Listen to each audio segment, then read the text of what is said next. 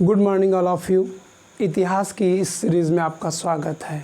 हम लोग आज बात करेंगे दसराग युद्ध के बारे में। इतिहास में दसराग युद्ध देवासुर संग्राम के नाम से भी जाना जाता है।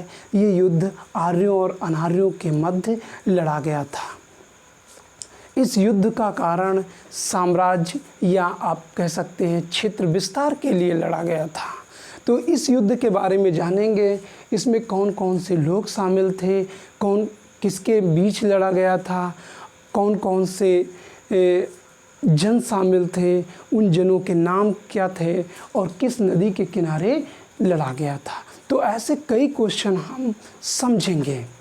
तो इसको समझने से पहले इस क्षेत्र की पृष्ठभूमि को समझें कि सिंधु सभ्यता का उद्भव जो है 2350 के आसपास माना जाता है और 2350 बीसी से लेकर ये सभ्यता 1750 तक फली फूली और ये सभ्यता आपका सिंध और उसकी सहायक नदियों के आसपास रहा है।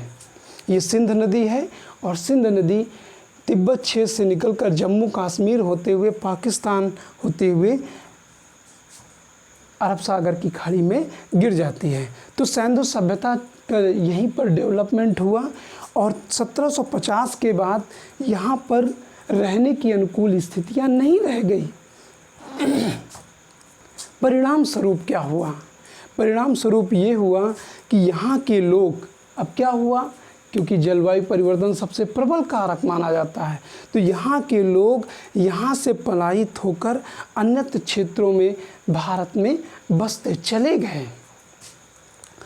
ठीक 1750 के 250 वर्ष बाद यानी 1500 बीसी में आर्य हिंदुस्तान में आए। अब हम बात करते हैं आर्य कौन थे। आर्य ये मूलतः मध्य एशिया के निवासी थे। मध्य एशिया आपका जो उज़्बेकिस्तान, कजाकिस्तान, किर्गिस्तान, ये जो बीच वाला क्षेत्र है ये मध्य एशिया कहा जाता है। यहाँ के जो लोग थे वो चरवाही व्यवस्था को फॉलो करते थे क्योंकि यहाँ पर बड़े बड़े चरागाह थे। लेकिन समस्या क्या हुई कि यहाँ पर जब साइबेरियन हवाएं, ठंडी हवाएं चलती थी तो ये पूरा मैदान जो है, घास का मैदान, ये बर्फ़ से पट जाया करता था या घास सूख जाया करते थे, उतनी बरसात नहीं होती थी। परिणाम स्वरूप पशुओं के लिए खाद्यान्न मुश्किल हो गया था क्योंकि जो आर्य थे इनका प्रमुख व्यवसाय पशुपालन रहा है। ये इन्हीं पशुओं से अपना भोजन प्राप्त करते थे, दूध प्राप्त करते थे और मांस का भी उपयोग करते थे। परिणामतः पशुओं जब मैदान सूख जाते थे तो इसके परिणाम स्वरूप पशुओं के खाद्यान्न का संकट उत्पन्न हो जाता था। तो आर्य एक नए चरागाह की तलाश में सदैव रहते थे। तो इस तलाश में वो दक्षिण की तरफ बढ़े और दक्षिण में वो हिंदुस्तान की पृष्ठभूमि भारत, अफ़गानिस्तान और पाकिस्तान वाले क्षेत्र में आ पहुँचे। और जब यहाँ पर आ पहुँचे, जब हिंदुस्तान में आ पहुँचे तो यहाँ पर इनका सामना यहाँ के देसी मूल लोगों से हुआ और इनका संघर्ष जब यहाँ के लोगों से हुआ तो जो यहाँ के मूल लोग थे उन्हीं को अनार्य कह के संबोधित किया गया है ऋग्वेद में। तो इस संघर्ष में आर्य विजयी होते हैं। एक तरफ आर्य थे, दूसरी तरफ आर्य और अनार्य दोनों थे और अनार्य जो है पराजित हुए। तो ये सिंधु नदी है और सिंधु की एक सहायक नदी थी झेलम और झेलम का नाम वितस्ता मिलता है। क्या नाम मिलता है? वितस्ता। फिर एक और नदी थी जिसका नाम था चिनाब और चिनाब नदी का प्राचीन नाम अस्कनी मिलता है। और उसके बाद एक रावी नदी है और रावी नदी का नाम क्या है? परुष्णी नदी। रावी और इसका प्राचीन नाम परुष्णी नदी, और इसी नदी के किनारे ये युद्ध हुआ था। एक और नदी है सतलज नदी, और इसकी सहायक नदी ब्यास नदी। ब्यास का जो प्राचीन नाम है वो बिपाशा मिलता है, जबकि सतलज का नाम सतुद्री है, और ये आके मिथानकोट के पास सिंध नदी में मिल जाते थे। फिर इसी के दक्षिण में एक नदी और थी जिसका नाम था सरस्वती नदी,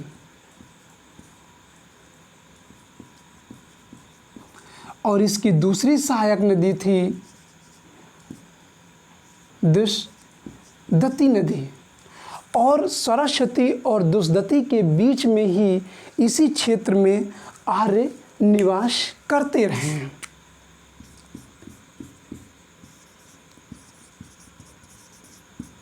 आर्य इसी क्षेत्र में निवास करते रहे हैं, क्योंकि जब आप ऋग्वेद पढ़ेंगे तो उनकी जो पवित्रतम नदी मिलती है वो सरस्वती यानी ज्ञानवर्धक माँ के नाम से जानी जाती है। तो सरस्वती और दुष्दती के बीच का जो क्षेत्र है ये क्षेत्र ब्रह्मवर्त कहलाता है, और यहीं पर आर्यों ने अपना मूल यहाँ पर अपना ठिकाना बनाया।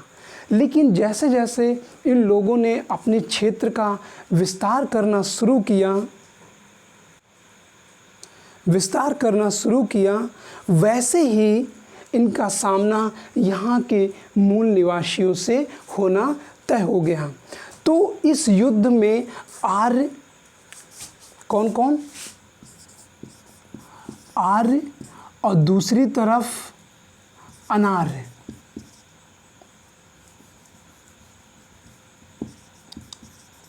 अनार्य ये दोनों मिलकर आपस में युद्ध करते हैं। अब आर्यों का जो नेता था वो सुदास बताया जाता है। कौन? सुदास। और इसका जो पुरोहित था वो वशिष्ठ था।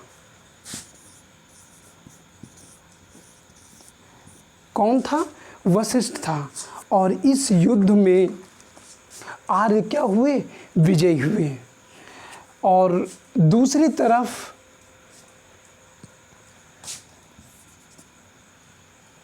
इनकी तरफ जो नेता करने, इस अनार्यों की तरफ से दो दल थे। इनमें से 5 जन सिंधु नदी के पश्चिम में थे। कहाँ पर थे? सिंधु नदी के पश्चिम में। और जो पश्चिम में थे उनमें से अनिल, यानी ये सिंधु नदी हो गई, तो सिंधु नदी के पश्चिम में अनिल, वक्त,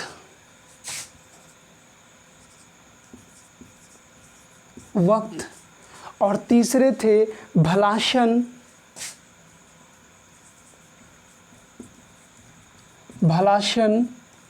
और चौथे थे शिव, और 5वें थे विषाणिन।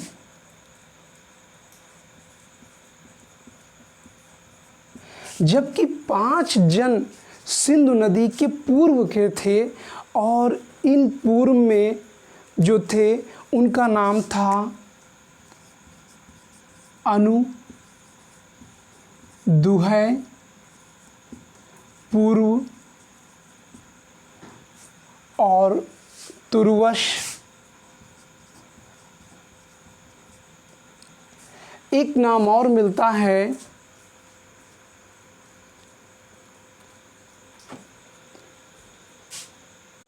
यदु।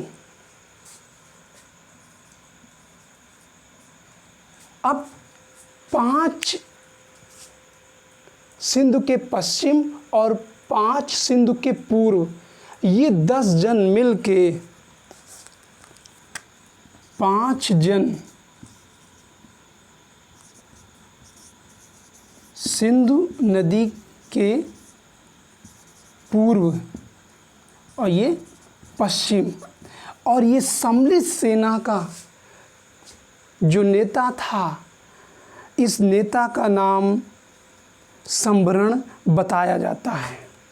यानी 10 राजाओं का जो नेतृत्व था उसका नाम था संभरण। और ये कहा जाता है कि अनार्य भेद के नेतृत्व में युद्ध लड़ा था।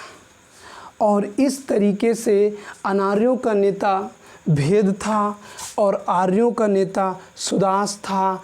आर्य क्या हो गए? विजयी हो गए।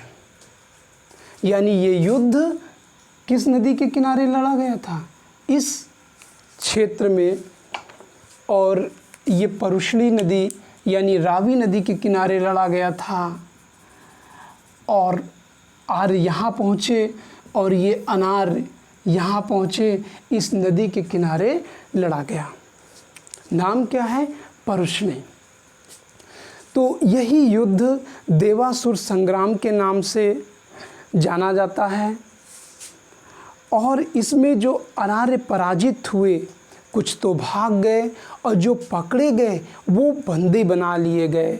और इन्हीं को धीरे धीरे दास के रूप में बना दिया गया। और यही वर्ग धीरे धीरे शूद्र के रूप में कन्वर्ट हो जाता है। तो दोस्तों, ये जानकारी आपको कैसे लगी? अगर आपको अच्छा लगे मेरा जानकारी तो आप मेरे चैनल को सब्सक्राइब करिए, लाइक करिए, कमेंट करिए। Thank you.